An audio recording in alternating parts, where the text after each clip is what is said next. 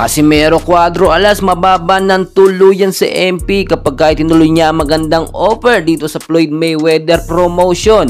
At Floyd Mayweather kikita ng milyong-milyong dolyar sa posibleng maging laban nga po ni Casimero at Naoya Inoue. And before that mga kaibigan, huwag nyo naman kalimutan mag-like and subscribe and pahit po ng notification bell para updated kayo sa ating mga daily boxing update. And well guys, alam naman natin wala na sa MP etong pong si Casimero Angas ng Pinas dahil sa napakadaming issue at paninira sa kanya. Pero syempre gusto pa rin bumalik ni Casimero sa MP dahil kahit papaano ay napopromote na maayos ang kanyang boxing career. Pero sa pagkakataong ito nagkaroon ng magandang opportunity.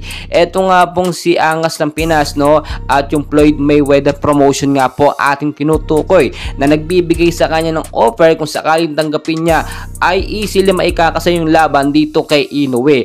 Nung matatandaan po ninyo, si Casimero nagpost talaga sa kanyang social media, sa kanyang FB page at nalalapit na nga daw ang kanilang paghaharap soon ni Naoya Inoue. Ibig sabihin talaga may indikasyon na or pagpapahiwatig na itong si Casimero na talagang posibleng tanggapin niya yung offer ni Floyd Mayweather promotion dahil doon lang talaga magkakaroon ng mabilis na aksyon para dito sa laban kay Inoue. Once po kasi na maaprobahan at makalipat na doon si Casimero sa Floyd Mayweather promotion, automatically walang tanggi etong kampo nga po ni Naoya Inoue. Walang dahilan na mababa ang boxing promoter nila or mahina dahil Floyd Mayweather yan.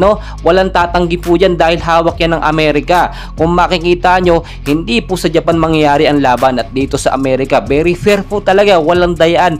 Parehas dalawang boksingero po ay iimbestigahan, especially yung mga gloves na gagamitin, kasama na nga po dyan yung anti-doping test or yung mga itinuturok nga po sa boksingero. Etong si Naoya Inoue, very obvious naman talaga na nagtuturok siya. Nakita nyo naman sa ilang mga previous fight niya, ibang-iba talaga ang galawan niya sa normal na boksingero. Kaya kahit tamaan ng suntok, parang wala lang, hindi dumudugo, hindi nagpapasa ang kanyang pangatawan. Dala po yun ang sinasabi natin na ipinagbabawal nga po na turok sa mga boksingero. And well guys, kung sakasakali naman po talaga na talagang tanggapin nga ni Casimero itong offer nga po ng Floyd Mayweather promotion, posible siyang maban ng habang buhay dito sa MP. And well guys, alam naman natin yung MP sinisiraan itong si Casimero at talagang marami pa namang mga boxing promoter dyan na posibleng lipatan nga po ni Angas ng Pinas once matapos ang isang laban dito sa Floyd Mayweather promotion. Isang laban lang naman ang gusto ni Angas ng Pinas at pwede naman siyang pumirama ng kontrata dito